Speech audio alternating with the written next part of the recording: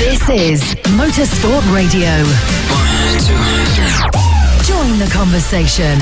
Contact the show on Twitter, on Facebook, and on our website, Motorsport Radio. Hello and welcome to another Motorsport Radio show, Motorsport Talks. This is a very special show because we've not just got one guest, we've got two guests. And as usual, we've got my lovely colleague here, Andy Hopley, who I'm going to let him lead an interview for a change. Hopefully doesn't scare off the guest. And what a guest we are starting off with tonight. He has raced in British GT, he has raced in British touring cars, and we can say he's a bit of a legend, can't we, Andy? We can, indeed. We can say he's a legend. We can say he's a rock and roll star as well because of famous heritage within the family. Yes, we can. So, without further ado then, off you go, Andy. Oh, it's into 7:30. Yeah, all right. So, I've just been told that I was reminded of, this is how good we are that I've forgotten what time we were doing the interview. One job, Josh. One job. So, we will kick off with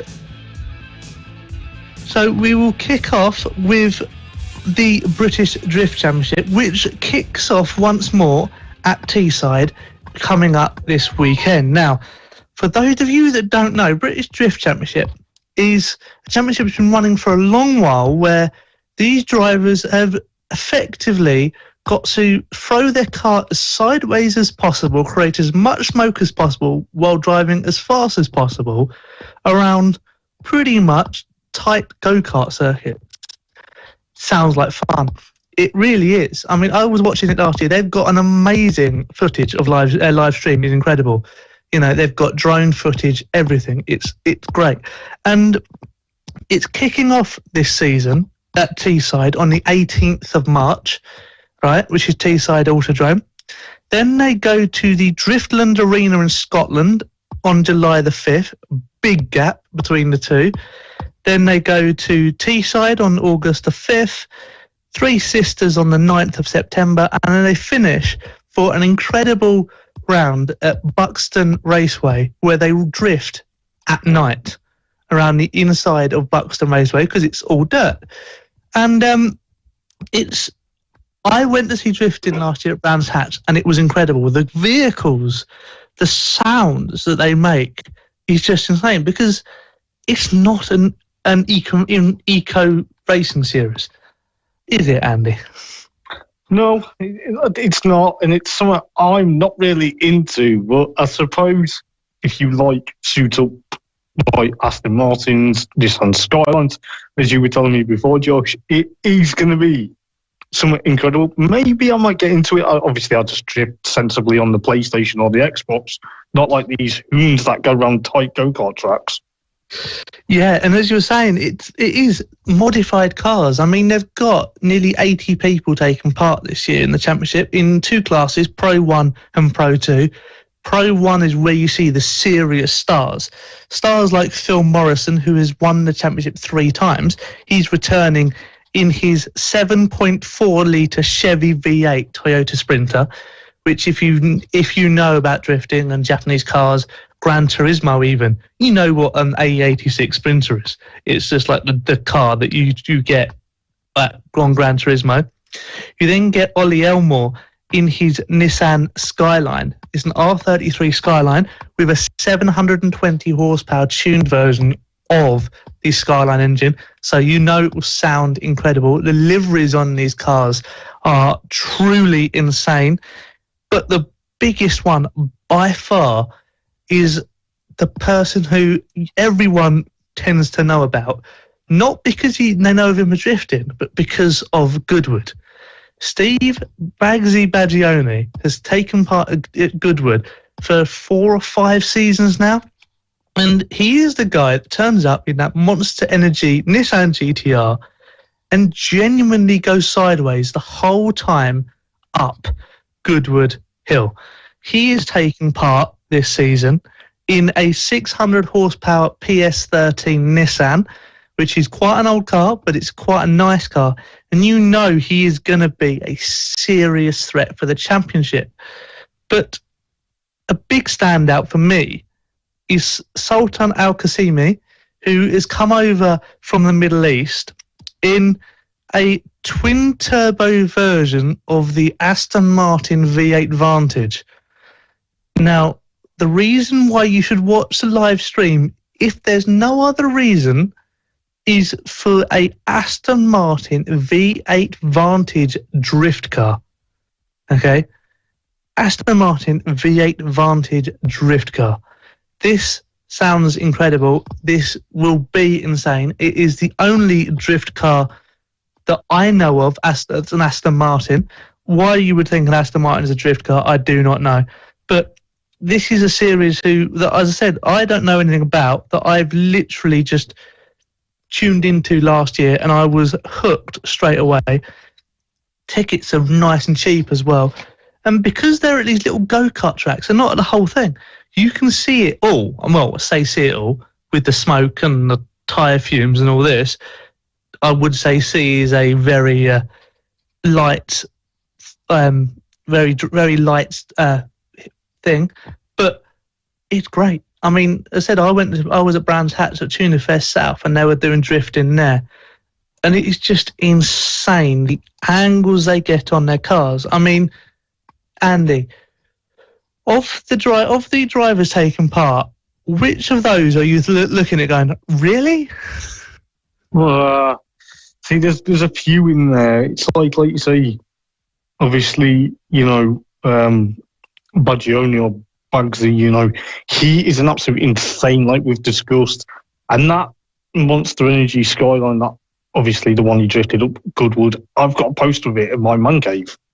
So I do know a bit about it, but I think he's obviously going to be the one to be looking out for this year, because he's obviously going to be knowing what he does. But I don't know, that's the only driver I can just name top of my head, just because we've just been briefly just talking about him just for a quick second. So, I mean, for those of you that don't know what drifting is, right, it's basically you have two cars, you start side by side, and then you are either a leader or a follower. If you are a leader, your job is to hit every clipping point, which is the apex of a corner, but you clip it with your inside front wheel, and then you clip it with the outside rear wheel, and it's all about angle and speed going through a certain number of corners, 3 or 4 corners. It's a simple, well, say simple, but it is as simple as that. If you're following, your job is to get as close as you can to the car in front and force them into a mistake. It's not about overtaking.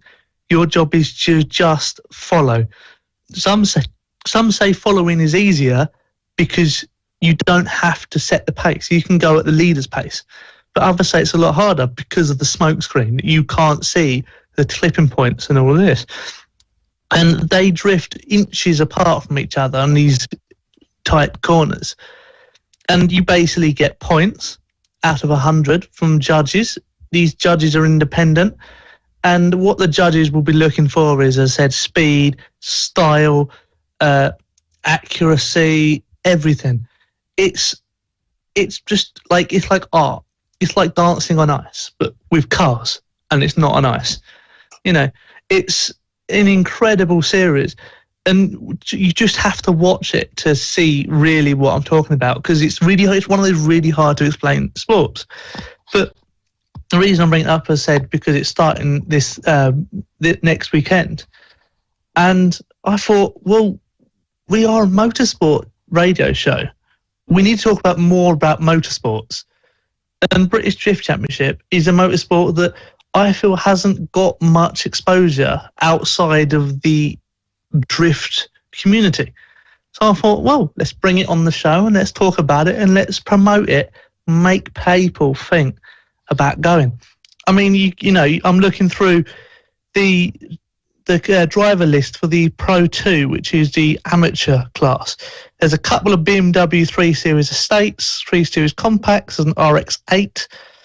You've got various different cars. The variety of cars is massive as you'd expect.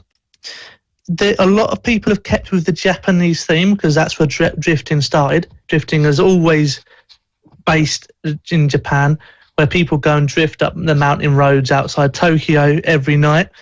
And because of that, that's why they use the Japanese cars. But they also use the cheap BMW rear-wheel BMWs because they're rear-wheel drive. They've got plenty of power. And they can just literally just pick the cars up for a couple of grand and drift them. And it is a simple sport to start, not simple to become a pro at. And that's what Impress is all about. The big one that stands out for me is car number 501, Mark Brown in the Pro 2 class, who is drifting a Subaru Impreza, which, as you would know, is a four-wheel drive car, not a rear-wheel drive car. So he's had to adapt it to rear-wheel drive. So that'll be interesting to see just how the adaptations will go. But as I said, on the 18th of March, that's when the championship starts. And just check it out on YouTube, the live stream. Look up BritishDriftChampionship.co.uk. You can find out all the details if you wanted to go. As I said, the first round's at Teesside. And it will just be a great day out to basically breathe in a lot of smoke and all of this. What's also taking part this weekend, though, is, of course, the BARC. But before we do that, because I know Andy Lloyd, who will be joining us later on, would like to talk a bit about it. We were just talking, Andy, about the British touring cars and all this. Yeah, we were. Because obviously we've got Rick Parfitt coming on at 7:30. And obviously we want to know like what it's like going from front to rear, but the cars have been testing, and we were just saying the liveries this year are incredible. Yeah, it's correct. The only liveries we've only seen so far is obviously the Accelerate Hyundai i30 and Fastbacks that obviously Rick Parfitt drove last season, obviously with the two Toms, Tom Chilton and obviously Tom Ingram. They got launched last week, and when I saw that, I was kind of like, okay, where's the brightly day-glow yellow, or where's the bright green, or the highlighter colours, should we say, from last year? But, they look very amazing. They look kind of unique. Obviously, to see in the it's yet to see in the flesh, obviously. And obviously the Napa Racing Ford Focus ST with Ash Sutton and, of course, Dan Camish. That is another car that's going to be standing out because it's kind of like the old Mondo-esque blue and yellow sort of scheme, but obviously slightly different tone. But, looking at exactly what else got launched last week, obviously we know Rick Parfitt's going to come and join us in 15 minutes or so. But even Michael Crease got announced at Power Max. Where on earth did that come from? I'm not saying that's a bad thing, but it was kind of, I'm going to probably get myself on the back foot and probably get myself in a lot of bother now for saying this, but I commented on that post saying, it's going to be very interesting. And he liked it. And it's kind of like, is that a hint to me? And I was thinking, all right, I'm going to go back at 4 o'clock. And as soon as they announced Michael Crease was racing for Power Max, I started laughing and started going, no, this can't be true. This can't be happening. But yeah, it's good to see him back. Fans favourite from 2019 as well. Yeah, I mean, Michael Crease has always been a fan favourite in the touring car paddock, and it's great to see him back, as you said, in the Power Max Racing Vauxhalls, which we haven't seen out testing. Now, doesn't mean they haven't been testing, but for some reason, they're keeping it very secret. So have they got a brand new car? Are they using the same car last year? Because the car that was last year was a 3-year-old Astra from 2018, if I remember rightly, when it first started. So you think about it, this year would be its 4th year. Surely you'd think they'd bring out a new car. But it also begs a question, will Jason Plato be doing it this year? Because we saw a post from him about the horrors that's going in Ukraine. He's selling off all of his old trophies, racing gear, helmets, everything to try and make money for it. And it made me think, well, hang on a minute. Is that a hint that he's just packing up? He's retired, so whatever's happened over the past 3 or 4 months made him decide that actually, you know what, touring cars isn't for me. Maybe we'll see him in the Classic Touring Car Racing Championship with the Super Tourers, which is announcing more and more cars every day, and the list just gets incredible.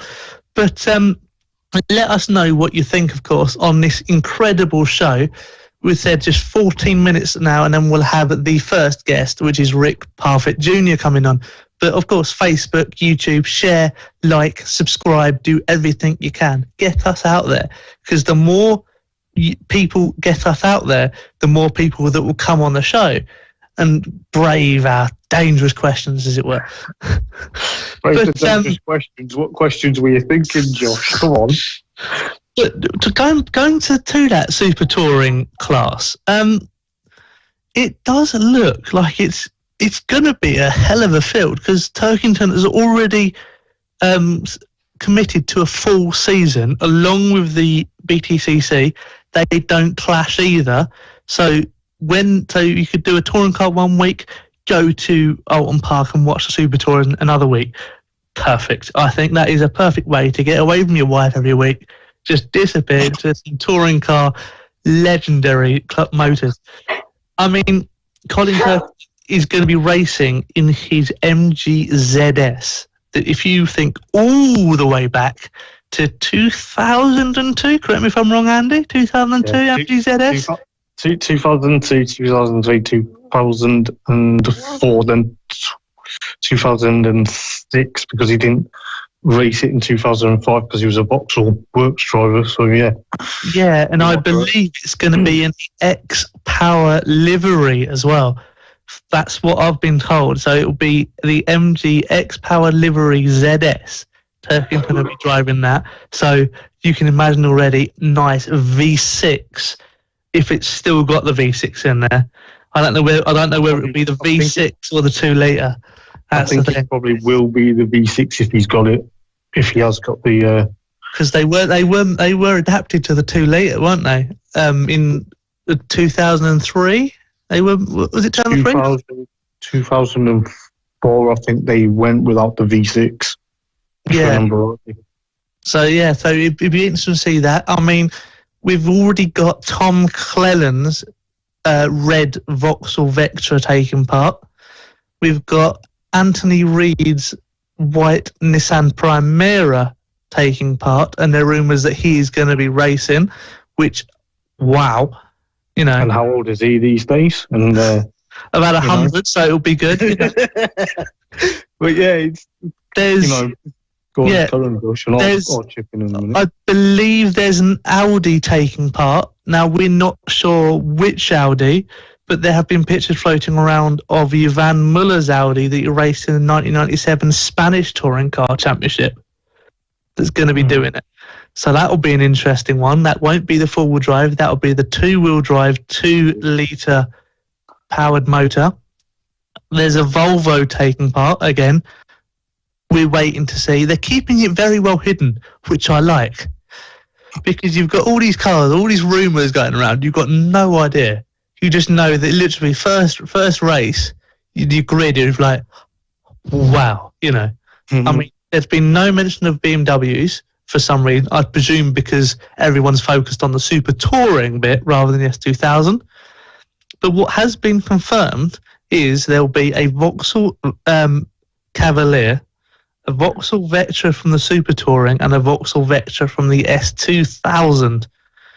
So, Andy, yes, the Super Touring cars, if I was to ask you, what one car would you love to see, and what one driver would you love to see drive in it?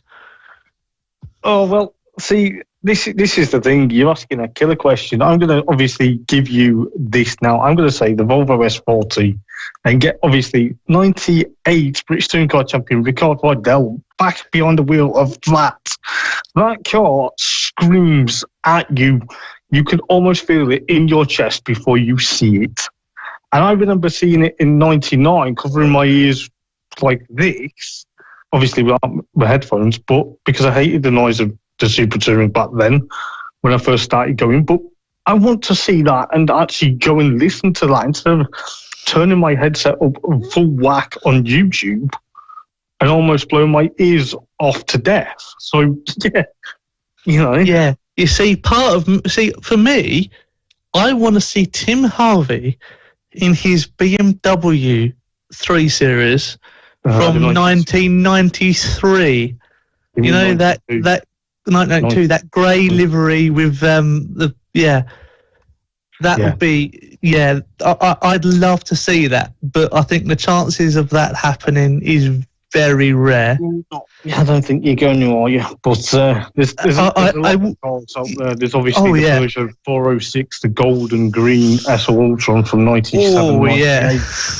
You know, I want to see that because I never saw that. And, you know, for me being obviously a Btcc fan for 23 years coming up this year, you know, maybe I'm tempted to go to either Alton Park or even, like I say, go to Donington probably the weekend after my birthday and go and say, right, I want to go see the Super Touring and, you know, rekindle my love affair of what started the Btcc trend. Well, yeah, definitely. I mean, you think newer, I'd want to see the Lexus IS2000 back, you know? Yeah. The black Alpha 147. The one that kept blowing up every year. The one that had no performance and was genuinely awful. But it only got one podium in 2001 with Tim Harvey at Alton Park at the first proper meeting. I mean, I still remember the Peugeot 406 Coupe in the Halfords colours. The noise that made was amazing. I'd love to see one of them because it was huge. Like it was massive. It's just it was like it was a huge motor. It was almost like the Volvo S40 back in the day, but just go back 1 year to Dayglow Yellow in 2001 with Steve Soper. Obviously, I was lucky enough to meet him at Alton Park 2001. But you know, cars like the old touring cars, it's going to be a blast from the past from everything. And it's going to be very interesting to see exactly what's going to happen. I mean, we all want to see the Volvo 850 estate back, don't we? Too right, we do. That was an absolute unbeknown quantity of a car. Just to put that out there, if anyone's never seen it, 94, Volvo came to Btcc and brought the estate. What on earth were they thinking? But they didn't just bring an estate car. They brought their biggest estate car. Exactly. Out of all of them, they brought what was basically a 2-ton big Swedish monster, and they were like, "Yeah, we're going to race against a Vauxhall Vectra, Alpha 155, everything. Don't worry, we'll win this." And everyone's going, "What?" But just remember, the Alpha 155 actually dominated 94 with its bloody illegal aero. Well, it wasn't illegal. We're not going to get into the argument. It was illegal, man. I'm not going to argue, but I'm not going to kick off about it. But it was illegal because why were they trying to fender the rules? And then 95 made it compulsory. Come on. I mean, put it this way: buy the car with front splitter and rear wing in the boot, which to me makes the fact that the touring cars had it legal. Because the road car had them. Granted, they're in the boot and you had to fit them yourself, but there we go. I mean, this series is just genuinely I think no one has talked about a club racing series more than this one. Whoever thought about bringing it in is a genius, right? And what I would love to see eventually is a touring car all-comers race. So we have the 60s, 70s, 80s, 90s and 2000 touring car all on one grid doing a 1 hour race. You know that's going to be a big ask and that's going to be a bit of a challenge because not every single part now is very easy to get hold of. You have to make it a bespoke part to fit on. I remember, obviously, Alton Park 2014. I wasn't there, but I watched it on telly.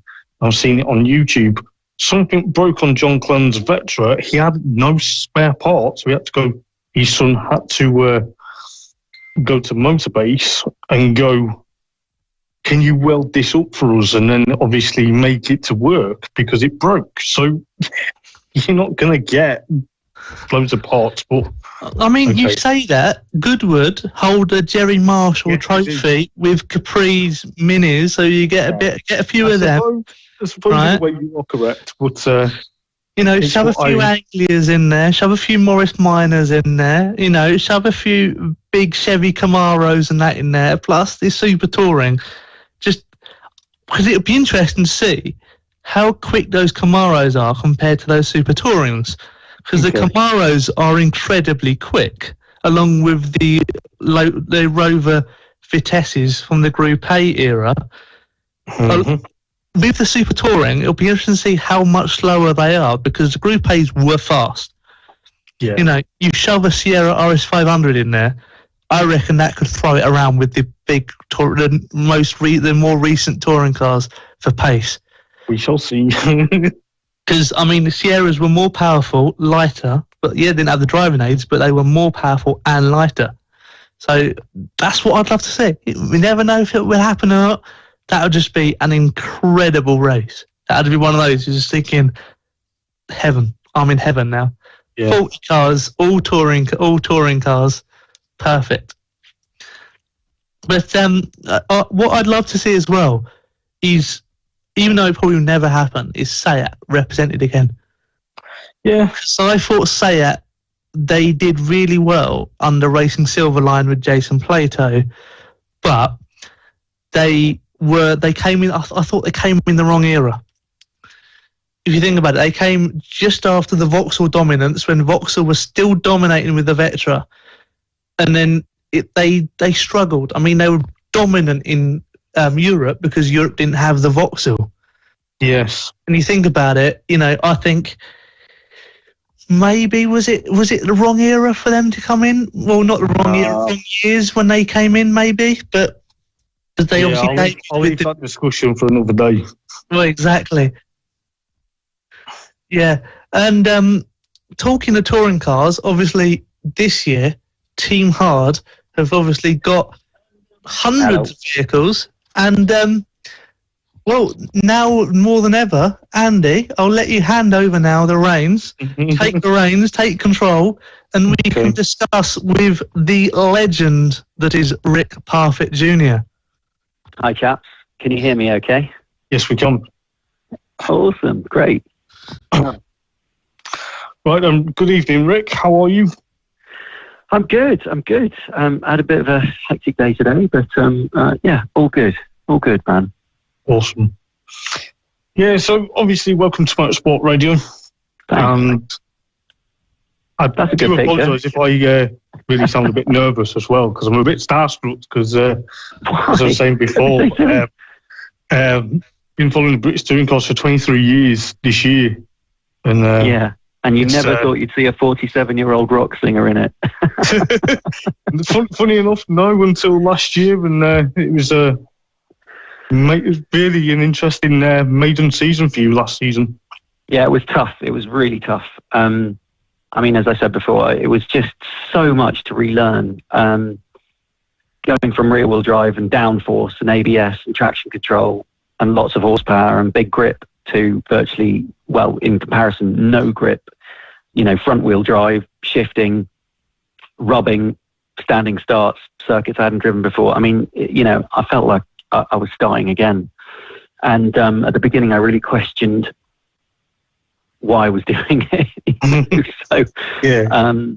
But the fact is, I won everything in GCs. I was Pro-Am and overall title winner in GT4, won Pro-Am and overall winner in GT3. I'm still the only person who's ever done that. And so I knew that I could only do worse.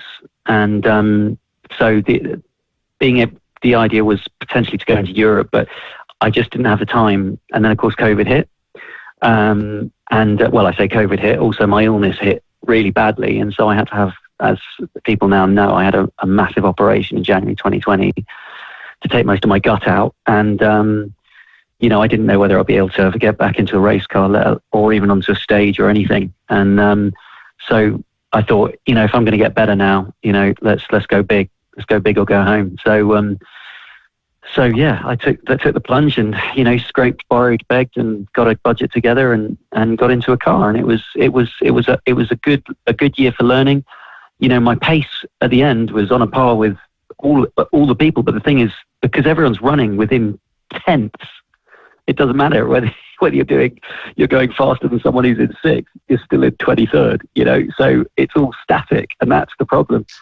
In these races, you can make a few places up at the start, but as soon as it starts stringing out, you're never going to make like 10 places up unless you're way quicker than everyone else. And obviously for me, it was a building year and still learning front wheel drive. So, but you know what? At the end, I was happy with it. So yeah, there we go.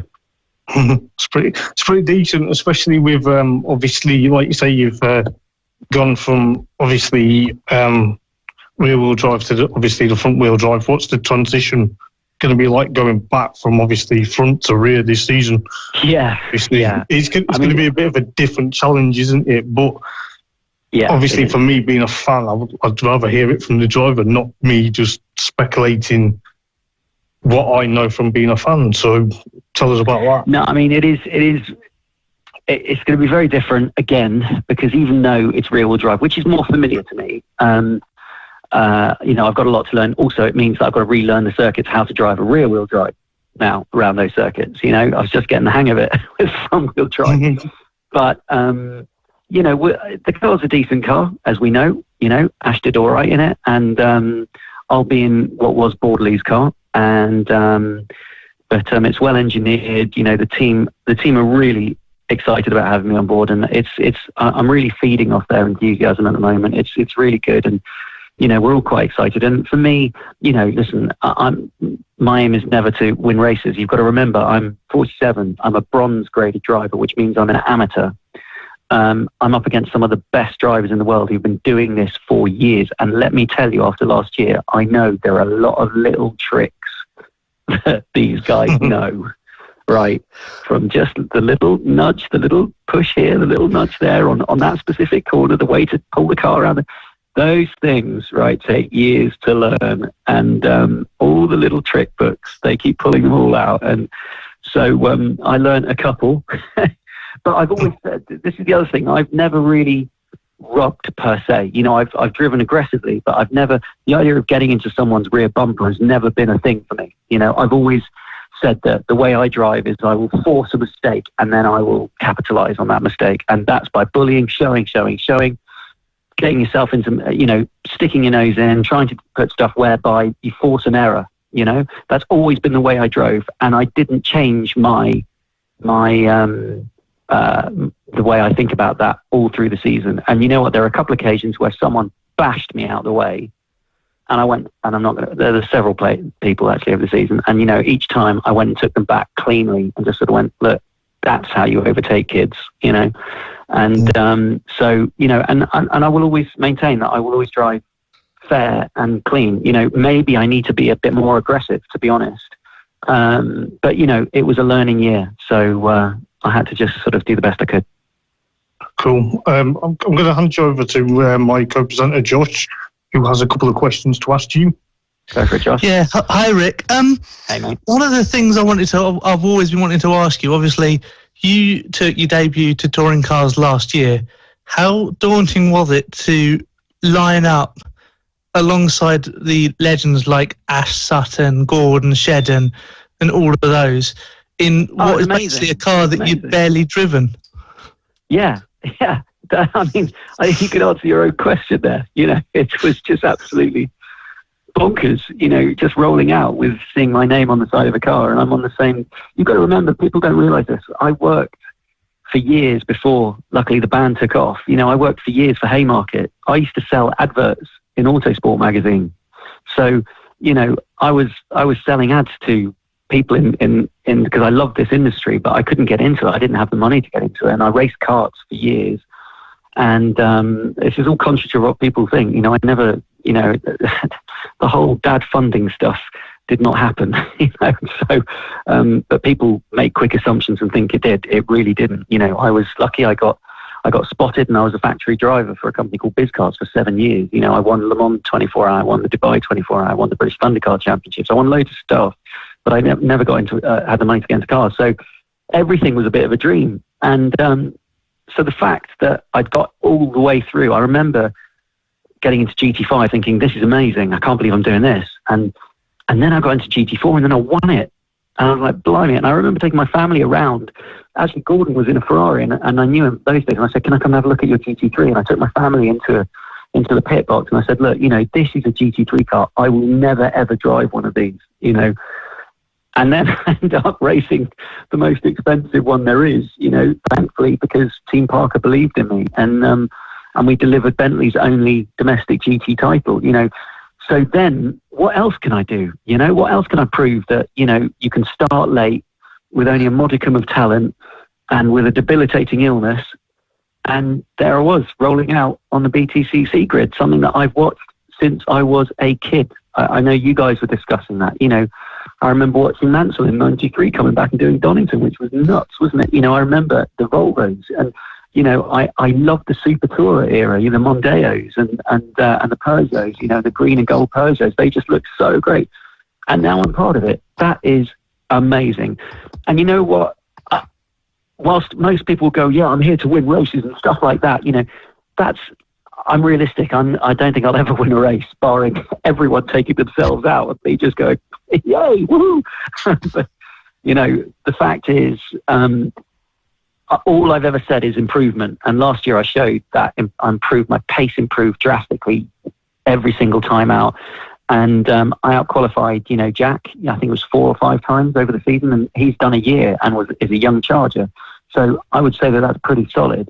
And, and I was learning how to race in this series. And by the end, I was getting properly stuck in. I was regularly up into the teens before being bashed off. And, but the fact is I was getting up there. I was getting into starting to get the whiff of the points lots. Do you know what I mean? And so now this year, I'm going to have to, like you say, relearn quickly. I think I'm going to feel more comfortable with rear wheel drive and just, try and start scoring some points. That's what I'd like to do. If I can nip a few points here and there and see where I'm at, second or third in Jack's ears would be great. But as you see all the people that are coming in this year, it's going to be really tough. I mean, there's no one who is sort of classified like me on the grid. I think if Plato doesn't come back, I will be the oldest person on the grid. That's mad. Yeah, and just for the people listening and watching at home, what's it like to drive the Knockhill race circuit? Because we keep hearing from all the commentators, it's unique, it's a challenge, it's like a roller coaster. But what's it like actually racing it? Okay, well, driving it, there's 2 things, right? Driving it is, like when I got there, I was like, oh, I love it. It's flowy. It's, you really throw a car in. It's quite balletic and slow and quite flowy, right? When you drive it on just a clear lap and you're going down, and it's kind of natural on the gear shifts. You come in a higher gear, you go down 1 for that one, then you go down 2 for this one. I love circuits like that. The only problem is racing on it is a totally different ball game because there is nowhere to overtake. So the only way to overtake is be bundled, and if you think, I was given some bad advice by someone who shall remain nameless, Mr. James Cole, who said, you've got a straight line the chicane. So I went, what really? He said, you're not using nearly enough curve. He went, literally take it all, right? I went, okay. So as people know, if someone tells me to do something, I'll just go for it. And I did, and I absolutely launched it over the curb and it bounced me off into the gravel. And I was like, right, I'm not doing that again. And but it meant that I couldn't carry on in quali. And so I started from the back. And you've got to remember, I went from 31st or something, what it was, and I got up to 21st. I made 10 places. And then race 2, I was up into 17th. And I was racing really well. And then classic Knockhill, someone came up behind me and who shall remain nameless, and absolutely just Advantage Bike contacted me and just barged me out the race. And the problem is with Not Kill, of course, when you then are barged wide, 5 or 6 other people come down your inside as well.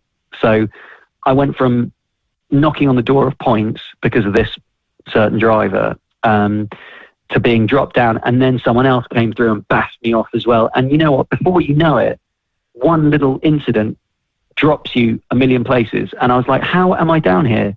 My pace is as good as these guys, but that's touring cars. You know, you can go from hero to zero in a matter of a corner, you know? And so, yeah, it's a tough old circuit. I really liked it. But racing on it, you've got to be as aggressive as hell and hope that a bit of luck is on your side, that people don't send you into the weeds.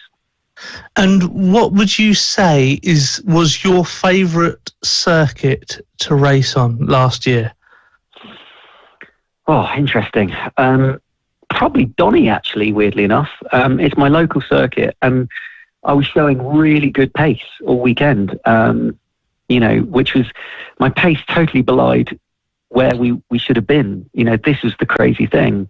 And, but, you know, I don't think, I'll be honest, I'm not entirely sure I had the best car under me last year. I think I have a better car this year. So I'm looking forward to getting stuck in with the Infinity. And then just finally, because I'm sure a lot of listeners will be interested to find out as well, how much testing have you done with this new Team Hard Infinity? And what is the hybrid system like differently compared to the Hyundai last year? Well, I've done absolutely no testing whatsoever as yet. So I've done a couple of passenger lap days where we did the mega day, which is so cool that Team Hard do this. Like, I don't think any other team does this. It's so great. You get loads of fans down and they can come out and have a lap with you, you know, and that's great. So that people can actually experience what a touring car is like. And so that was my first run out in the car. But I kind of felt comfy, you know, and I was sort of telling them to shut up because I'm concentrating on going quicker, you know, which is quite fun. You know, they're like, hey, this is a passenger lap. I'm like, no, seriously, we can take more speed into here. They go, it's all right, it's okay. And I'm like, no, it's cool, just trust me. You know, so we were having a bit of fun with that. And so with regards to the hybrid, you know what, I just can't comment on it. You know, I think it's a great move, given the world situation, you know, to go hybrid. How it will work and what difference it will make, I don't know yet. I'll have to all I know is that it's so bloody complicated already that it's just another button I've got to press. Yeah, as if you didn't need any more. I'll just pass you over to Andy Lloyd, who probably has some very good questions to ask you as well. Okay. Rick, hi, it's Andy from Endurance and GT. Hi, Andy. How are you? I'm very well indeed. How are you? Endurance and GT, that's like my old stomping ground. Exactly. And that's where we're going to go back to. Do you miss your days in the British GT Championship? Do you know what? No, because I was in it for a long time, don't forget. I was on the package since 2011.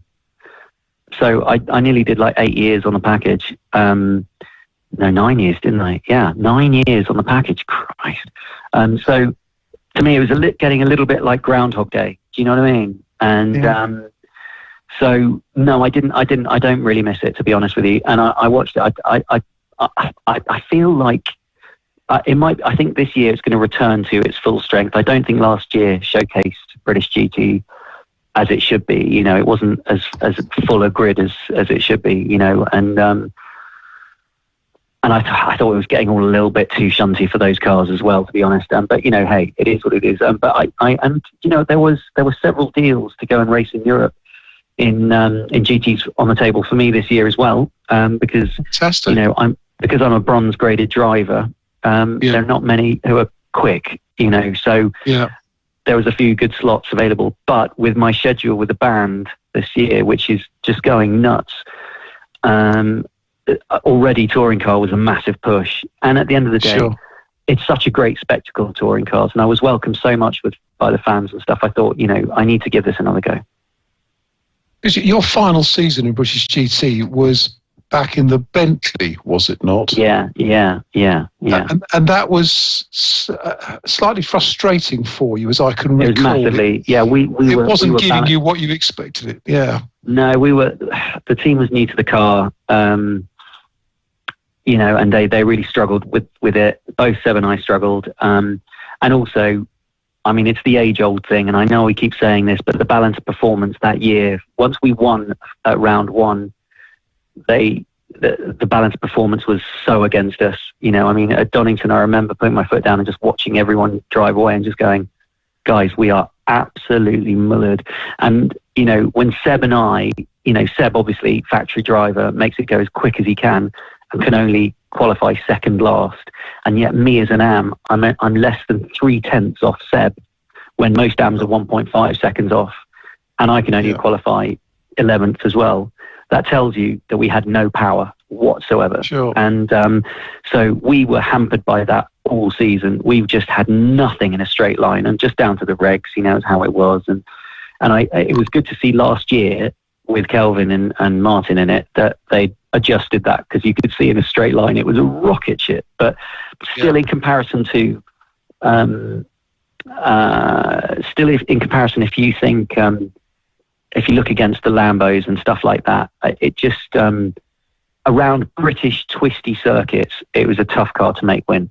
Yes. And so it was a very frustrating season, and and so I was a bit disillusioned by it all, and sort of thought, right, that's me done now. Sure. But Seb's in Carrera Cup this year, isn't he? That's an interesting direction for him. I literally just texted him 5 minutes ago. He had his first test today.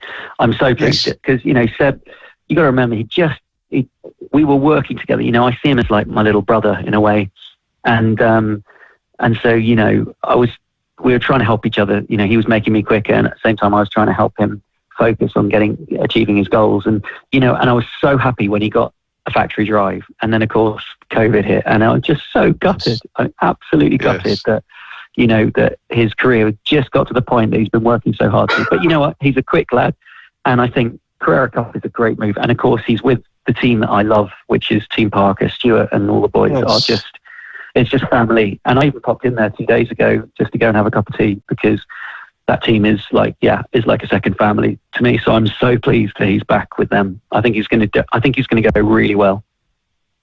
And you might have been asked this question before, but how much do you change your driving style from a packed GT grid to moving on to the Btcc grid? Oh my God. Was it, and has it been a massive change for you in your style? Massive. Everyone says it must be similar. I said the only similarity is that they've got four wheels and a steering wheel. Everything else is different. How you load the car up to take corners is different. How you brake, how you utilize the gears, how you have to keep the diff engaged. But the racing. The best way I can describe it is it's a bar fight, and literally every lap is like a qualifying lap, but whilst bar fighting, So when someone said, what's it like? I said, well, basically you line up, you smash your bottle, you wait for the lights to go off, and then you literally go in swinging. And that's how it is. Yeah. And if there's even half a chance, you have to go.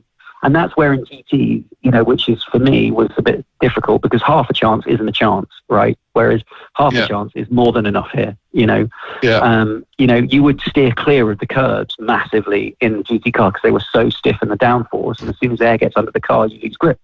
With this, you don't just hit the curbs. You take I think it was Jiggy, you said, right, look at that curb. Take what you think is a piss take and then take it again. That's how much curb you need to take. Basically, the grass is more grippy, whatever. It's just nuts. So, it's completely different. And also with, in GTs, you get to know what the other drivers will do. With here, it's a completely unknown quantity. And there are some drivers which are just ruthless, and there are others that are really considered. And you've got to really sort of think quick and think on your toes to react quick. And if there's half chance, you have to take it or try and enforce taking it. It's a very different ball game. Brilliant. Well, I have to say you are sadly missed in the British GT paddock. Thank you. The friendly face and the glamour and the dream team was a golden age, I think. Wasn't it? Thank you. It was fun, wasn't it? What was the year? Was it 17? You won the championship? Yeah, 17. I remember standing at the foot. I remember standing at the foot of the podium when you and Seb were at the top spraying the champagne, and the look on your face. It was a magical day. It was absolutely wonderful that day. And I wish you all the very best for this season, and hope to see you getting some podiums and spraying the champagne again. Oh, well, let's be honest, it's touring cars. If I can get into the top 15, when you look at who's on the grid, so for a 47-year-old, quite ill rock singer to be able to break into the points in Btcc would be a massive deal. That's my aim, and anything else is just a bonus. We've all got our fingers crossed, and we'll be cheering you on, Rick. Thanks, man. All right, guys. Cheers. I will see you all later. Is that me done? I just wanted to ask you quick, Rick, because obviously we've asked you loads of questions about your racing, but we haven't asked you anything about your singing career. Yeah. So, why don't you tell our listeners who maybe know you from the racing but not from the rock career, why don't you introduce our listeners to your rock career, what your band is, where your band plays, etc., etc.? Okay. Well, years ago, I was obviously trying to be, a musician, and it all went south. The industry can be pretty brutal, let me tell you. And so I looked at going a different route. So I went into corporate because there were only sort of famous people and wedding bands, and there was nothing in the middle. And so I said, you know what? All these big corporate events for the big companies, they don't have really good bands. So I put together a band of players who are all absolutely phenomenal. So my guitarist tours with ELO, but he's also played with, Gary Barlow and Take That. My drummer plays with Belinda Carlisle and Bonnie Tyler. My keyboard player was in Wheatus originally, and then with Lily Allen, with Aim McDonald, now he's with Jack Savaretti. It's a bit of a super group. And so we took a real massive rock and roll show to corporates where they go, blimey, and and we just hit them hard, and that went nuts. And then and we've played all over the world for big companies, and it was great because I wasn't being judged because of who my dad was. In fact, no one knew who my dad was. This was just a really great band that does this to events, and we get everyone going nuts. So we became successful in that field, and then all of a sudden now, in the last couple of years, it's really, people are starting to book us for big public events. Like, so for this year, we're opening the Isle of Wight Festival, which is amazing. And we're headlining Loudfest, Godstanbury, Todd and the Hole Festival, Shipston Proms. We're all headlining. We're headlining a big JCB festival. There's loads of things that we're playing this year publicly, which will be great alongside some amazing names. And and so that's kind of what it is, the RPJ band. And away from that, through lockdown, I managed for the first time in years to actually sit down and write again. And so I've got a solo project called Hype Zero, which is going to be, the album's just being finished now. So hopefully in the next couple of months, next month or so, it'll be finished, and that'll be out for the summer as well. So yeah, busy times. I think we're doing between 80 and 100 gigs this year, coupled with racing. It's going to be tough old schedule. Yeah, I was about to say, you're doing all those gigs as well as doing 30 race weekends for touring cars. Have you got weekends? You mean 10 race weekends? Or 10 race weekends. Yeah. Have you got anything else lined up? Like, are you doing any other motorsport events in the year, or is that your year scheduled so far? No, there are two. I'm not going to be racing anything else. I really don't have the time to do anything at all. I'm barely going to be at home. But there are two. Let's just put it this way, because I can't announce it yet. But there are two events where both my careers meet, and I'll just leave it at that. So that will be something to talk about in the future. Definitely. Well, thank you so much for coming on, Rick. It's been such a great time talking to you. And as I said, you're a legend in British motorsport, and we hope for all the best that your Team Hard Infinity can get you into the top 10, and maybe get you a few poles on the reverse grid, and who knows what will happen from there. If that happened? That would be the most ridiculous race ever. Like I'd open both doors, I'd stick my legs out, and no one would get past for as long as possible. And then within two laps, I'd be unceremoniously bundled into a wall, but I'd give it a damn good go. I mean, I'll tell you what we're looking forward to is ITV4, that you get interviewed after getting that reverse grid pole.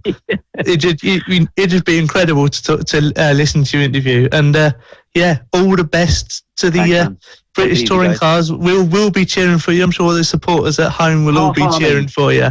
There you go. And that's all right. See you later. And after this quick jingle, we'll be talking to someone completely different about drag racing and commentating. So join us after this, like us, subscribe to us, and share us all over social media. Motorsport Radio. Hi, I'm Jonathan Ray from the Kawasaki Racing Team. Hi, this is Nick Hamilton. Hi, I'm Jamie Chadwick. Hey everyone, I'm Bradley Smith. Hi, I'm Joan Zacco. Hi, I'm Bradley Wright. Hi, I'm Seb Morris. Hi, I'm Dan Linfoot from Honda Racing, British Superbike Team, and this is Motorsport Radio.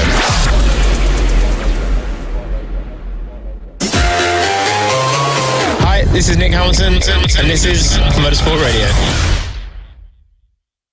This is Motorsport Radio. 1, 2, 3. Join the conversation. Contact the show on Twitter, on Facebook, and on our website, Motorsport Radio. So welcome back to Motorsport Talks. We got there in the end, and that was just Rick Parfitt who we're talking to. And now we're talking to a guy who I know from voice only on all the Santapod streams. Incredible. He's an incredible commentator, and he really makes me laugh. But he's not just a commentator, he's also a drag racer, he's a chairman of the VWDRC, and he also goes over to Malta to commentate on their drag racing championship as well. It is, of course, Luke Stevenson. Luke, how are you doing this evening? Good evening. Thank you very much for having me on. Looking forward to doing a bit of a talk and learning some people about drag racing. Well, definitely. So I know I introduced you, and it probably wasn't a very good introduction. So why don't you do a better job of introducing yourself to our listeners who probably don't know much about anything like drag racing and like that?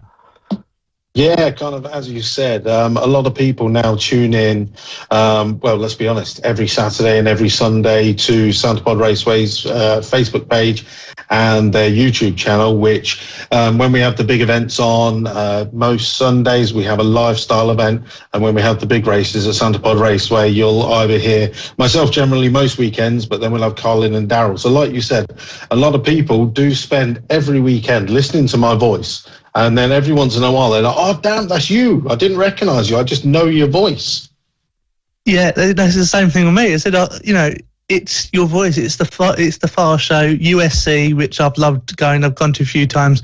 Run What Your Brungs as well. And it's just, you really do make me laugh. But tell us about, because you're a chairman for the VWDRC. Yeah. And probably the listeners at home probably don't know what that is. So why don't you tell us about what it is and why it is such a great thing to have? The Volkswagen Drag Racing Club, aka VWDRC, has been going for 35 years this year.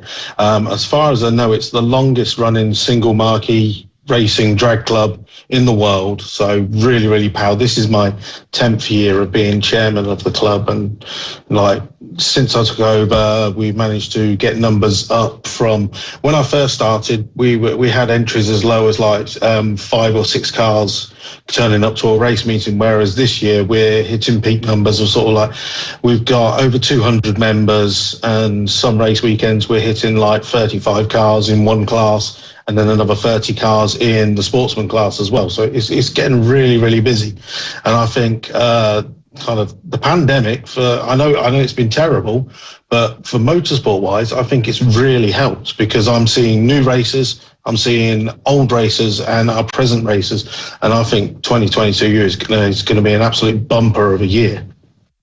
It definitely will be. But as I said, you don't just do obviously VWDRC. You are, as you said, a the voice of Santa Pod, as I'd like to describe you. Well, Keith likes to call me the mouth of Santa Pod. Yeah, and obviously drag racing is not that well known a sport outside of sort of the drag racing ring. So why don't you give our listeners a bit of an introduction about what drag racing is and like how they follow it, what to follow, what rules, like that sort of thing, the classes. Just give them a basic introduction. Okay.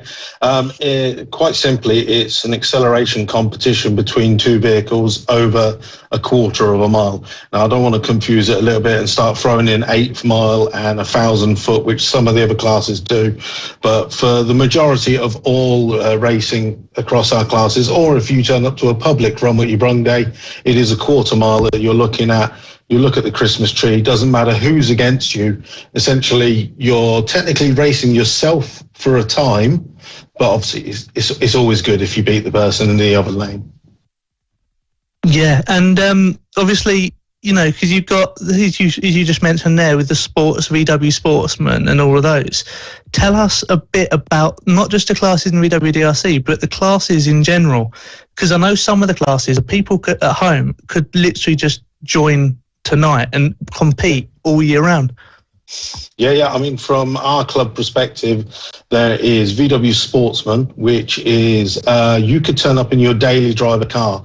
You could buy yourself, say, a £500 car. You could compete the whole season in it. If you were to win the championship, you could take yourself home £2,000 plus all of your next year's entries completely free. Then you can work your way up to VW Pro, which is from 12.99 seconds or quicker. And you basically run against the quicker cars. Now, with what we do, as we said before with the drag racing, it's first to the finish. Then you have in the National Drag Racing Championships, like the VWDRC, we do a thing called bracket racing, where it's kind of a handicap racing. So instead of it being whoever's got the most money, whoever's got the quickest car is automatically going to win, the bracket racing, basically you say to the guys in the tower what time you're going to run to, and your aim is to get to as quick as that as possible, but without going quicker. So it's more who's got the most consistent car and who's got the most consistent driver, rather than whoever's got the biggest wallet, because we all know generally that sort of sport does die out very, very quickly, especially in drag racing. I know every form of motorsport is expensive, but with drag racing, it can get crazy when you just want to beat the next person. And obviously some classes do have unlimited rules like we do. So people can just push their cars beyond limits of some other people's wallets. Well, yeah, definitely. And obviously you also do drag racing yourself. Yeah. One of the big questions I've been wanting to ask you, why did you choose a Dragster as opposed to a doored car, a car that you can just buy off the street? Well, yeah, you're giving my secret away to my fellow competitors here. Well, basically, in VW Pro, as I said, you can run any Volkswagen-based car with a Volkswagen-based engine, or you can run any race car with a Volkswagen-based engine. So while I'm in a class with people, say, who have got modified Mark II Golfs that are originally built to go on the road and then they've been modified to go on the track, and while they are powerful, they were a car designed to go on the road. Mine's a Dragster. It's built for drag racing, and it does what it's supposed to do. So in a way, it does give me an advantage over some of the other cars in the class. Yeah, so you said yours was obviously a VW engine. Yeah. What engine have you got in there? It was originally out from a Mark III Golf. So it's the 2.8 litre VR6, which is, well, at the moment, it's not that modified. While I say not that modified, it has a GT45 turbocharger on it. It runs on methanol. There's a lot of bolt-on parts to it. But internal-wise, the engine is actually stock pistons, stock rods, just ARP mains and head bolts. I do have another engine that I built, which will basically double the horsepower of it. I'm just kind of at the moment where we've been with COVID and races starting and stopping and starting. I just decided to stick with the stock motor for the moment, push that as far as I can go. And if I break it, I just go, I've got another one here in the trailer, quick, get it out, and we swap a motor. It takes an hour or two, and we get back to racing. Whereas if I break the big expensive motor, I might cry for a few minutes before I have to get another one out. Well, exactly. And obviously you got the 2022 season. You're competing this year, as well as obviously talking and being the mouth of Santa Pod, as you put it. Where would you like to finish in your class, and what ET time is that magic figure of yours that you're aiming for? I'd like to finish first. I've been second a couple of times in the VW Sportsman category. This is the first time I've had really a competitive car for VW Pro, but definitely my eyes are at the top of the championship. I do believe I have a car that will be consistently quick, and while I won't be going for my, it's weird to hear a drag racer say, I won't be going for my personal best every run, because I'll be looking for consistency throughout the season. So next Friday, we have pre-season testing. So the VW DRC have basically hired Santa Pod to ourselves, and we've got 75 racers just turning up for the day. If you've ever been, as you said, you've been to the Fast Show and stuff like that, and you see the queues going all the way beyond the CAF, and you sit in a queue for like an hour to get a run. On our private test day, we'll basically go, right, lads, let's go for a run. Get the methanol out the fridge, put it in the car. We tow down to the start line. By the time I've got my gear on, I'm ready to run. And it'll be exactly the same. And because it's 75 race cars, obviously, once I've done a run, my car requires about 45 minutes to an hour to cool down, because I don't run any coolant in the car. So while I'm doing that, other cars are doing exactly the same. So there is big times on the racetrack where it's empty. And that's where like our private test days really come into play. I'd like to see the car run an 8 next week. Basically, we got to run a 9:36 at Bug Jam last year. Then the following event, I got to the finals at the Greenlight Nationals, but unbeknown to me at the time, I broke the overdrive gear in my rear axle in the semi-final run. We had a rain off for that weekend, so I didn't actually get to test it again until the next round, when I literally hit the throttle the first time and it just sounded like a bag of bolts behind me, which was terrifying. But because we've got, it's a weird, I don't know if you might not know it, but it's an old Hallebrand quick change gearbox. So it's kind of more used in hot rodding rather than drag racing. A lot of people walk around the back of the Dragster and they're like, what is that? Why have you not just got a 9-inch rear axle that works? And I'm like, it came with it. So I've kind of, until it breaks, I'll go with it. But we managed to work out a way, because I've got an overdrive unit. We took the overdrive gears out, swapped it around, and basically were able to run with what would be 2 gears, but the gearing was then completely wrong. So we spent the season basically trying to chase our personal best with 1 gear less, by just basically keep turning up the power, which works really well, because we weren't far off our best ET-wise. The speed was down by a good 15 mile an hour, and the 60-foot was gradually getting there. But I've just literally today got my gears back from Elite Transmissions in Stoke. We're going to get them in ready for next weekend. I'm so excited to hit that button next weekend. It's going to be like a rocket. I can feel it. So next weekend, are you going to go for all out and seeing how fast yours can go, or are you going to try and go for that consistent sort of 90% time? I want the 8. I've got a bet with one of my fellow racers that whoever doesn't, we've both got to. I've got to get an 8.88, and he's got to get a 9:48. Now, while he's closer to his number, it's a little bit harder for him to get his time, whereas mine is a lot bigger, but it should do it. But basically, at the end of the season in November, one of us is getting a tattoo of the winner's choice. So I really want to get that wrapped up next week, and then not have to worry about it for the whole season. Yeah. For the listeners at home who may be sitting there thinking, right, I've got a VW Golf R that's straight off the shelf, but I've done track days, I want to take it drag racing. How would they go about joining the VW DRC and taking part in these drag events? You chose a really nice car there, which is quite simple. The first thing you can do is go to vwdrc.com. That's basically our website where we have information about the championships. There's a good FAQ section in there. So if you need to ask questions about your race suit, your race license, how to prepare your car and stuff like that, we can answer a lot of the stuff there really quickly.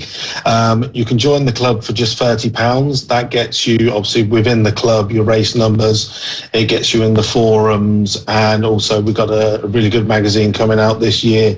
And then we've got like pre-season training next week and our own private 2-day race event in June, which will give you entry to both of those. So basically you're getting, for your £30, you're getting 2 entries to Santapod completely free. So the rest of the membership is basically free after that. But say if you had a Golf R, you can either run in VW Sportsman, where because it's MUK racing, everybody requires the race suit, your gloves and your helmet, no matter what car and how fast you're going.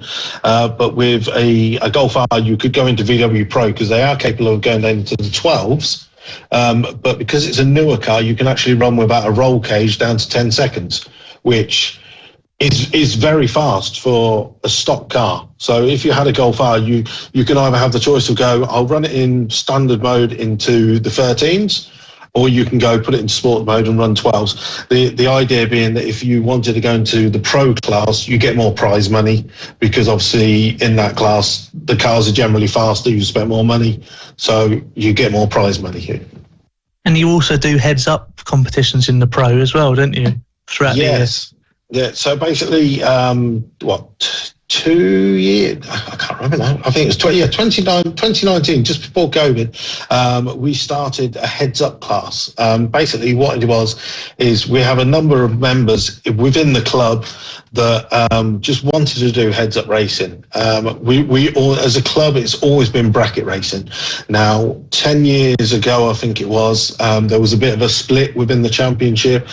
Some of the air-cooled guys went and formed their own race club because they just wanted to do heads-up racing.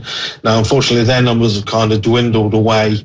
And so we've got some races here. You've got your races there. What we'll do is we'll form a championship and let it build, and you can all get to race. And it's been going really well. We've had good numbers. At the end of last season, we had 26 cars entered into the final round, which Santapod were really happy with, although because it's kind of a test class, we're running on the same weekend as Run What You Brung. So it kind of impedes on Run What You Brung, if you know what I mean, and that kind of is where Santapod make their money. So you have to get a good balance not to upset the Run What You Brung races. So where this year we're kind of limited to 24 cars. So it's kind of first come, first serve. You've got to get your entry, and if you haven't made it in the first 24, then you're not going to make that race. So it's kind of a good cut-off because it forces some of the racers to get their entries in early, because if you get to the end of the season and you've not entered, and imagine missing out on the final round and you've gone, I wish I'd have entered that, it's going to be tough on some of the guys. Yeah, and also, as I said in the intro, you do commentating for Alpha Raceway in Malta. So yeah. Tell us how you got into doing that, and what's difference between that and in the UK? I got roped into it rather cheekily by one of my friends who works for the committee in Halfar. I got a call on a Sunday morning. Basically, we would go. I run a website called European Front Wheel Drive, which basically promotes front wheel drive races from all around Europe. So we'll be talking about people who have done upgrades, or if they're going to a race, or we'll be promoting races for promoters. And so a lot of people got to know me through that. So we went to Malta just to go and watch the race. And then Conrad from the racetrack rang me at like 6 o'clock on a Sunday morning. And he was like, Luke, our commentator's sick. Can you come in and do the commentary for us? And I was basically asleep. And because obviously I was there for a jolly, we'd been out for a few beers. So I was like, yeah, cool, it's cool, I'll come in. About 3 hours later, he rings me again. Luke, are you coming in? And I was like, I have no idea what you're talking about. I was clearly asleep. And he was like, no, can you come in and do the commentary? I was like, yeah, sure, I'll come in. So an hour later, I rocked up, did the commentary for the day, which if anyone was there, or even to this day, if anyone comes to Hellfire Raceway, it is quite funny listening to me read out some of the names, because they're all basically Italian kind of based. So at the very start of it, there'd be certain names that I would read it, and you'd hear the guys in the tower correcting me on the pronunciation, and I kind of was just shrugging my shoulders going, I'm trying my best here. And then when it got to the end of the event, one of the guys was like, oh, you did a brilliant job, we should get you back again. And I was like, wouldn't your commentator be upset? And they were like, we don't have a commentator. I was like, really? And Conrad was like, nah, we just roped you in. So yes, that does sound quite fun. I've watched one of the live streams from over there, and it's different hearing you pronounce some of those names. It's it must be quite a challenge. But obviously, some of our listeners will be sitting there thinking, well, okay, but how did you get into drag racing? How did you get from starting to driving a VW powered dragster? It's one of those sort of childhood stories. I was taken from when I was 3 years old by my parents to watch my uncle do a bit of Run What You Brung with his Dodge Challenger. Went along watching that, and then there was a little hiatus probably from like 8 to 14 where I didn't go Santa Pod at all, and then all of a sudden I don't know what happened. Maybe it was like a promotion by Santa Pod Raceway, but I ended up saying to Mum and Dad, can we go again? And we went again. As soon as I got my license when I was 17, basically started attending some of the big races at Santa Pod Raceway, got onto the drag strip pretty soon with my VW Beetle. And then from there, it kind of barrel rolled. We went from the Beetle to a Golf, spent lots of money on that, turning into a full-on drag car. That kind of stopped at around about 650 horsepower when it kept breaking gearboxes. The last point was when it completely destroyed a gearbox, and I was like, well, it's either £6,000 on a dog box, or I can go and buy a purpose-built drag racing car, which just looking at the gearbox, a Power Glide gearbox will cost me around about £3,000, but it'll take 2,000 horsepower. Whereas if I go and buy a dog box from a Golf, you're paying a lot of money, but I can spend £6,000 on a gearbox and still break it, and the guys just go, no warranty, and you're like, what? So at that point I was like, right, I've got to make a decision here, and I went with the Dragster. It's taken a long time for me to get the Dragster finished and into a position where I could drive it, and then like last season was the first real season where we actually drove it with the VR6 engine. And then this year again, we're going to continue developing it and see where it goes. And it was, if I'm rightly, last year your Beetle was racing at Santa Pod. I was either that was a year before. One of the live streams you said, "Oh, that's my car." Yeah. And it was, that must be quite a weird experience to see your car that you started with racing down the drag strip. Yeah, so that was actually built in between while still having the Dragster, but because being the chairman of the club means that I have to be at every race meeting just officially anyway. So I'd be there, and then I've been in and out because you got, as I said earlier, we've got VW Sportsman class, which you can basically turn up in your daily driver car. So I think probably nearly every car that I have owned, I've taken up the drag strip, be it a 4x4, be it a family wagon or a VW Golf. Probably every vehicle has been raced in an actual race meeting, and some of them have been terribly slow. Some of them have been respectively slow. But yeah, the goal, that Beetle we built as a bit of fun, and basically I just wanted to prove to new racers what you could build if you do it correctly. The amount of people that join up to the club and they come straight into the group and they're like, hi there, I'm so-and-so, I've got a Golf, it makes 200 horsepower, but I want to go for a stage 3 remap and get 300 horsepower. What's it going to run? And we're all like, 14s, 13s, and they're like, what, with all that horsepower? And we're like, as Pirelli say, power is nothing without control.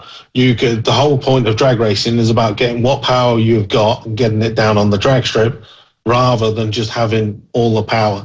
So with that Beetle, basically, I just looked at it and went, stock VR6, a little bit of work with exhaust and intake, makes 190 horsepower now, and then we will look at basically setup. So it was engine mounts, it was suspension, and a pair of slicks. A pair of slicks being probably the biggest expense that I had on that car, but it makes the most difference on the car when racing.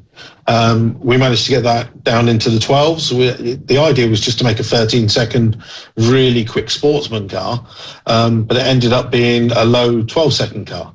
And at the end of the season, I basically raced it for a season, sold it on. We got a new racer in the club, and then he started racing. So it was perfect. It was a great advert.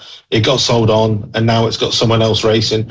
That lad unfortunately sold it on to another racer, which I nearly bought the car back so my daughters could race. But then another gentleman called Lawrence Clark bought it, which was a great buy because he's been a fantastic racer.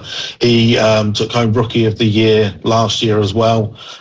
So I'm not Rookie of the Year. It was best qualifying car of the year. So I'm really proud of how that car has gone. And I get to watch that every race weekend as well. And then my old Golf, which eventually the one that I broke the gearbox on, that now is owned by another racer. So I've now got 2 cars that we've built that I'll be competing against in future races. So it's quite interesting. So it makes you almost like a proud father. It is. But the thing is, you can always get in someone's head because you know the car inside out. So you could be just like, with the Beetle, you could just walk up to the driver just before a race and go, oh, don't, you know, that dodgy gearbox, oh, don't miss a shift. And then it's in their head. It's all about the games. Yeah, and obviously you're also to do with the front, you said European front wheel drive. And that class, if anything, it's all about getting as much power as you can through the track and to get it down the track. And I remember seeing one of the drag champions. The first time I ever went to Santa Pod was at Jap Show, where they had one of those meetings, and it was one of those wet meetings where you had little gaps when it was dry, and they were holding the front wheel drive series. This was back in 2015, I think it was. And what amazed me was just how much power those front-wheel drive cars were producing. And it was the building of them as well. Like some were like Saab-powered Vauxhall Corsas, nearly 600 horsepower. Have you ever thought of going into other classes like Pro ET, front-wheel drive, and taking part in other classes in the drag series? Yeah, well, with the Dragster, my end goal is basically to go into a class called Competition Eliminator. That's a class that's run all around Europe in the FIA Tour. So it's my way of getting on the FIA Tour with my car. It's like the sportsman class of the FIA Tour. So I'm never going to have the money to go Top Fuel Racing or Pro Stock or Pro Modified or anything like that. But what I've built is to what I can afford. And once the car's a little bit quicker, it's a bit of a weird class because it's basically your engine size divided by the weight of your car, and then there's a little configuration done, and then they go, poof, this is your index. My index for that is 752, so 7.52 seconds, and you're supposed to, within that class, be aiming to be half a second quicker than the index. So basically saying I need to be running a 7 flat. And as I said earlier, I'm at the moment kind of looking to run 8s. So I'm a little bit off competitive-wise in that class. I still have a go. When we have the FIA rounds in May and September, I will go and enter those rounds just because of the variety of cars that are in that class. And also you get to meet some racers from all around Europe. The plan is to go to Hockenheim this year and do Nitro Olympics in that class as well. Again, I know I'm probably going to be cannon fodder, but it's all about the experience and going to meet different racers and having a look at different cars. Front-wheel drive stuff. At the moment, we have got a caged Mark V Golf that has been in our garage now for it's coming on 3 years. It was bought as a bit of fun. It was a cheap eBay buy between a few of us, and we were like, we'll buy that. We'll put this engine in. Boom. A month later, we've got a spare car. If anyone breaks, you just nip back to the unit, get the spare car. Well, unfortunately, 3 years later, it's all painted. It looks lovely, but it's still got no engine in, and it's just gathering dust in the corner of the unit. So maybe at some point, we have joked about taking the engine out of the Dragster and putting it in the Golf, and then running. We have an event at Santa Pod Raceway called Door Slammers, which is basically a big £80,000 prize weekend. So it would be fun, but I go, yes, I've got the engine, but then again I look at it and go, right, so I need to buy a clutch. I'm probably going to kill a gearbox, and then all of a sudden I kind of tail off and go, yeah, that's a bad idea. And then Santa Pod obviously go, Luke, do you want to work? And then I'm like, working's way cheaper than spending money on a race car. Yes, I shall work and watch everyone else tear their stuff up. Yeah, definitely. And there's final question.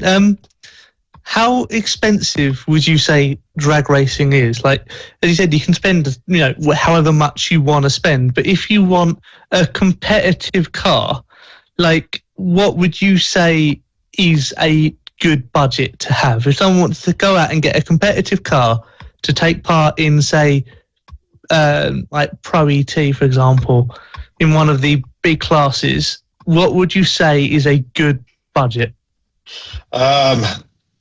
Again, it is literally how far your pockets will stretch. Like I said, you can go into VW Sportsman and buy yourself a £500 car, and you can be competitive. You can go into VW Pro, and we've proven you can build yourself a car for around about £2,000 and be competitive. To go into Pro ET, if you want to be competitive in that class, you're going to be spending a lot more money, because at least with the VW DRC, the majority of the cars are manually shifted cars. You go into Pro ET, everybody's got an automatic transmission. Everybody has got, well, like 90% of the cars are rear-wheel drive. They do what they do, and the times that they run are so consistent. We're still consistent. We do a fantastic job with the races that we've got running front-wheel drive, four-wheel drive and rear-wheel drive cars and doing manually shifted gears. But Pro ET, you can pick yourself up a car for around about £20,000 maybe. I saw one yesterday up for sale, which was a good 8-second car, and you could pick that up for £20,000. But then if you want to go into like the big stuff, I mean, if you want to talk crazy stuff like Top Fuel and you want to be the best of the best, you're probably looking at £300,000 to build your Dragster, and £6,000 every time you start the engine, whether you do a quarter mile or whether you do a burnout. It is £6,000 is your consumables every run.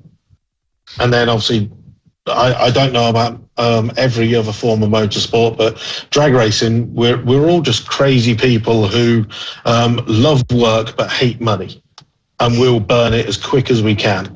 None of us earn any money.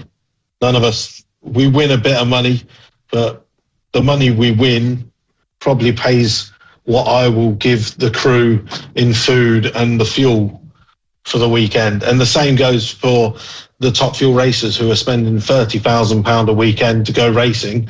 In drag racing, the quickest way to become a millionaire is to start as a billionaire. Yeah, pretty much. And, as I said, people at home, drag racing is fantastic. If you ever get the chance, Santa Pod, Northamptonshire, it's an incredible place to see. It's on almost every weekend, apart from, I think there's like 2 weekends between now and October when nothing's really on. It's almost non-stop, and in that you've got National Drag Racing, you've got the FIA Top Fuel Drag Racing, and then you've got Run What You Brung and leisure events as well. It's just fantastic. Thank you so much, Luke, for the interview. It's been great as always to talk to you and listen to you talk, and your knowledge is incredible. And I'm looking forward to hearing your voices way more on all the live streams, of course, because I'll be watching them. Hoping to go to Santapod this year. I didn't get to go last few years. But yeah, thank you so much for your time, and it's been an incredible time talking to you.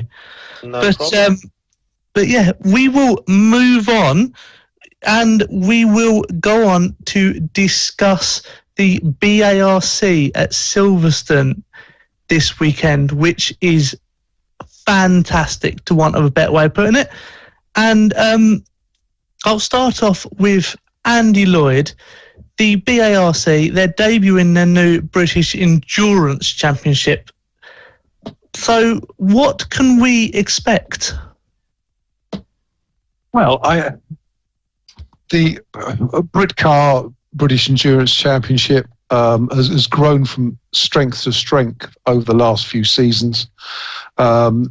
It's multi-class racing. I think the ethos of Britcar is to invite as many sports cars as they possibly can to go racing, and then find a class that they can race within.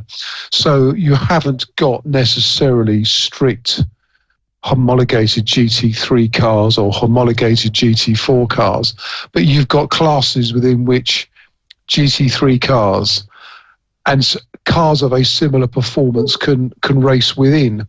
So when you look at the entry list for the British Endurance Championship, you've got 6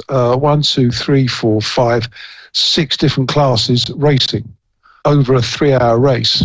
So I think what you can expect is some great racing, some really interesting cars to watch, a lot of very experienced drivers who have been around racing for a long time.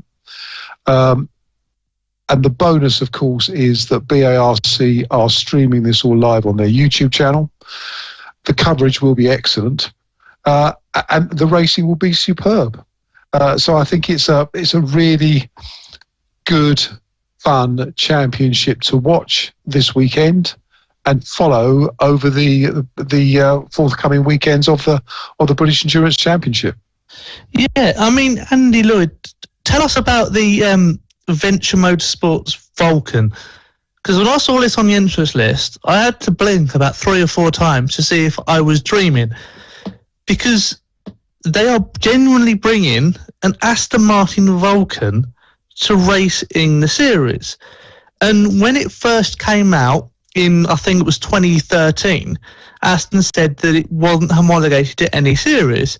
So how is, I don't know if you know, maybe you can tell me you have no idea, but how is it homologated to race?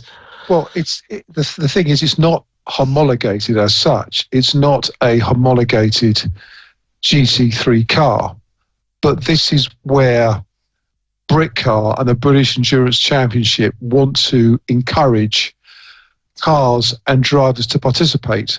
So you allow it to enter. What Britcar have got is their own in-house balance of performance, if you like. They don't call it BOP. What do they call it? They've got a name for it. It's effectively, it's the equivalent of BOP. The British Endurance Performance Indicator, BEPI, that's what it is. And it enables them to balance performance, as the name suggests. So it enables spectacular cars like the Vulcan to come on the grid, competing against McLaren GT3, a Lamborghini Huracan GT3, a BMW Z4. I mean, there's a fantastic car that enjoyed a lot of success in British GT in previous seasons, and a Mercedes GT3. And it's going to be really cool. But of course, as a spectacle, to see a Vulcan racing is absolutely fantastic. I believe there's only 24 of them in the world, so it's a real special treat to see a car like this being taken out and campaigned. definitely one to watch this weekend. Yeah, it would definitely be a handful as well, because it is a 700 horsepower V12 powered purebred monster. And I don't know if any of you people at home have watched Grand Tour when Clarkson test drove the Vulcan. He genuinely was just, he couldn't deal with it. It was an insane car. But as you said, if you go to Silverstone this weekend and I tell you just drop everything and go, because it's not just this British Endurance Championship. I mean, Andy Hopley, the list of vehicles in this championship is incredible, isn't it?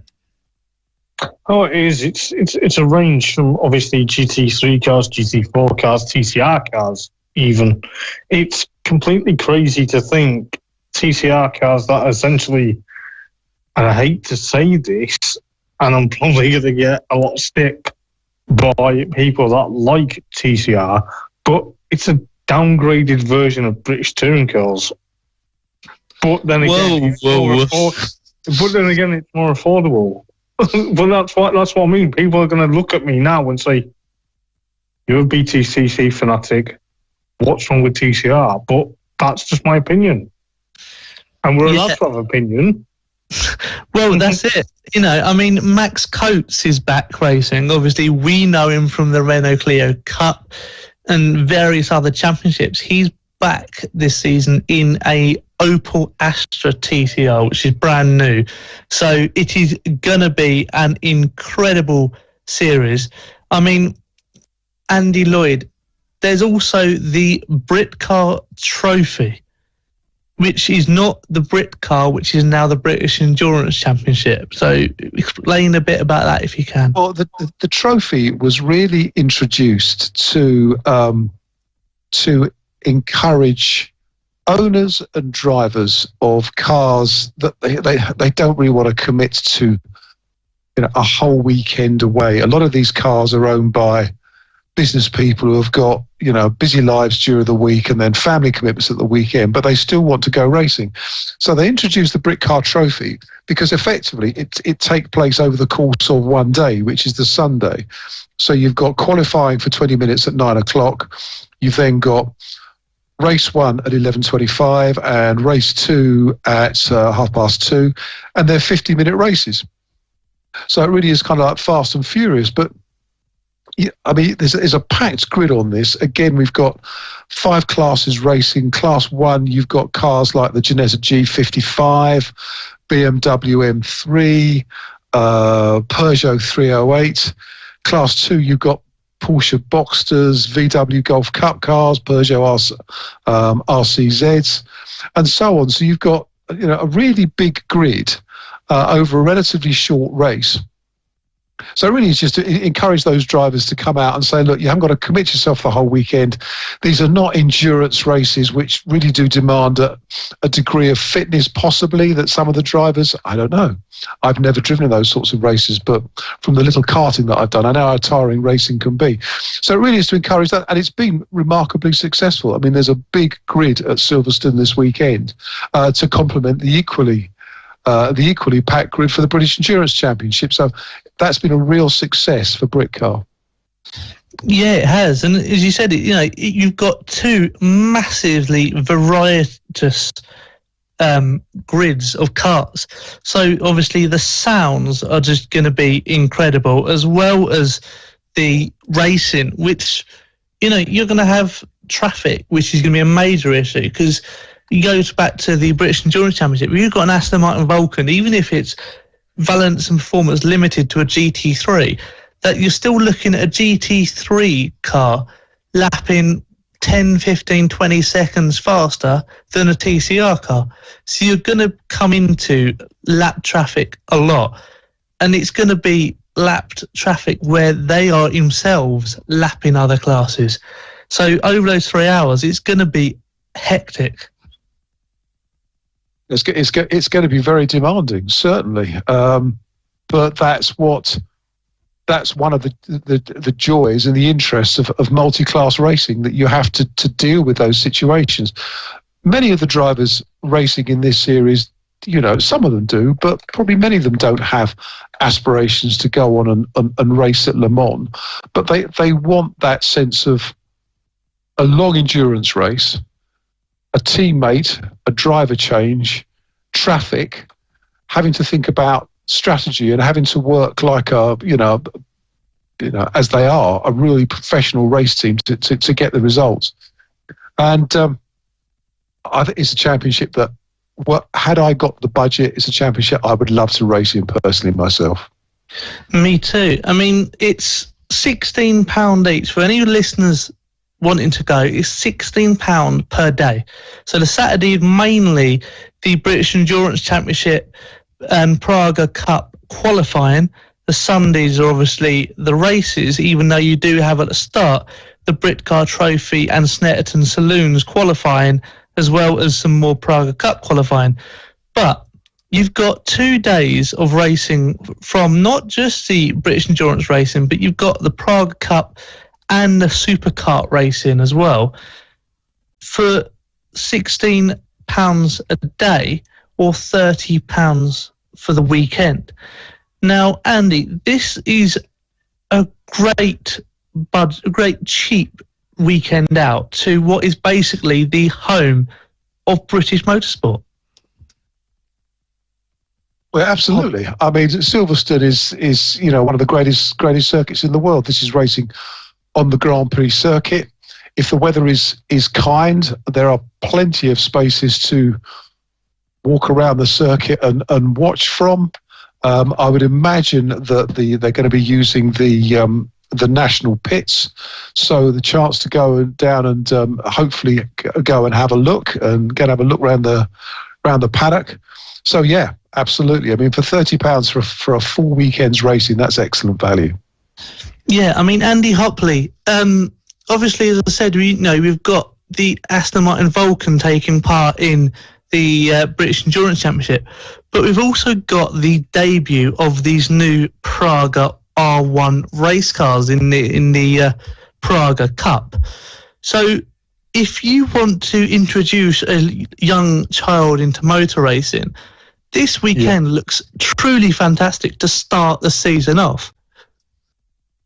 Yeah, I suppose it is, but obviously, like you say, with these new Praga P1s, obviously from the Czech Republic, we know a so-called sim racer / racing driver, aka Jimmy Broadbent, raced one last year. So it's going to be interesting to see if he comes back. I heard a rumour that he's technically coming back to racing the Praga Cup. So, for someone who wants to take their little son or daughter and say, well, a sim racer actually races real life, you can achieve any dream possible, can't you? Well, definitely. And not only that, but Darren Turner is racing in the Praga Cup this year as well. Don't know how many races, but he is confirmed to race in this one. So if you want more reason to go to Silverstone to take part in it, to watch the racing, Darren Turner, who is a touring car legend, Aston Martin legend, he's raced everywhere, he's done everything. He is racing in the Praga Cup, which is good for Praga because, by the looks of it, they've started a whole new championship and they've got these great drivers coming in. I mean, Andy, Lloyd, just a final point on this Praga Cup, with the drivers that have already lined up for this is looking like a really good championship. I think it is. I mean, the cars, we discussed this the other day, didn't we? I mean, the cars look fantastic. They are proper carbon tubbed prototypes. The liveries on them tend to be very sort of dramatic, beautiful looking cars. It's a one make series, so it's going to be very competitive. There are 2 drivers, so you've got to have a driver change. It's a 1 hour race. You've got plenty of time to make things happen. It's moved to its own championship. I think, was it last year that it moved to its own championship and moved out of, because it used to be part of the British or the Britcar grid. I think it was last year it moved to its own championship, and it's becoming very popular, and it's a way of introducing young drivers to prototype racing, and they may develop their careers into LMP3 and LMP2. So it really is. It's excellent. When you've got characters like Jimmy Broadbent involved in it, great character, great social media presence, very good way of explaining the series from both his sim racing perspective. He's done some karting as well, and he's getting much more competitive in the Pragas. You've got some characters to watch as well, so it's going to be very, very good racing. Yep, and Andy Hopley, just a final point on this weekend. Why should someone go down this weekend to go watch racing and stand out in the chilly sunshine of March in Northamptonshire and watch these fast sports cars go round a legendary racetrack? It's just a pure buzz of smell of fumes and hear the roar of the engines, and just a good day out, I suppose. GT racing's never appealed to me as of yet, but I'm sure it will grow on me eventually. But it's cheap as chips. What more do you want? Well, there you have it. And I think we will end on that point. It is exactly cheap as chips. So you Motorsport radio listeners, represent us, go down to Silverstone, fill out the grandstands, and let's support our club racing. Thank you so much, Andy Hopley and Andy Lloyd, for doing this quite long show actually today. Seems to have gone on for quite a while. Thank you so much to obviously Rick Parfitt and Luke Stevenson for taking up their time talking to me, because I know I do like to talk and give them difficult questions. I hope I haven't scared them away too much. Thank you guys for listening and watching, of course. Like, share, subscribe, do your thing, and literally just keep us going. And we will continue to enthrall you, because I can tell you now, from pretty much now onwards, it's going to be race review after race preview after race review after race preview, because the calendar's it's packed. I've got big things for this show, and Andy Hopley, it's going to be coming very quick and fast. So on that note, thank you guys for listening, and I won't be here next week, but the other two will be for a endurance special for the Sebring preview, which will be incredible. So at that point, I will see you later. Goodbye, and see you in 2 weeks. This is Motorsport Radio. Join the conversation. Contact the show on Twitter, on Facebook, and on our website, Motorsport Radio.